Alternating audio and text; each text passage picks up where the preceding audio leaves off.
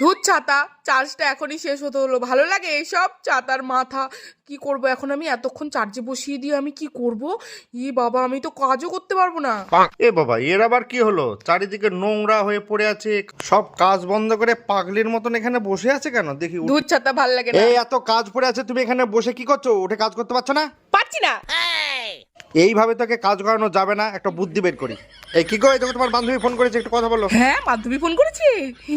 কি রে, কেমন আছিস? হ্যাঁ রে, আর বলিস না। জানিস তো, আমার বর বলেছে আমাকে দার্জিলিং এ ঘুরতে নিয়ে যাবে। কবে যে যাবে আমি জানিস কত ড্রেস কিনেছি ঘুরতে যাবো বলে। কি আর বলবো রে তোকে, ড্রেসগুলো এত সুন্দর হয়েছে না, তোকে যদি দেখাতে পারতাম খুব ভালো হতো সামনে থেকে।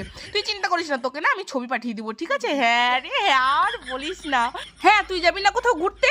আরে না রে, আমরা যখন সময় পাবো তখন যাবো। হ্যাঁ, আর বলিস না। এই তো এইবার এনার্জি চলে এসছে কাজ করা। জানিস তো, আমি না দুটো ফ্রক নিয়েছিলাম। হ্যাঁ রে, ফ্রক দুটো না ছোট হয়েছিল, কিন্তু আমি আবার ফেরতও দিয়ে দিয়েছি। চালাকি।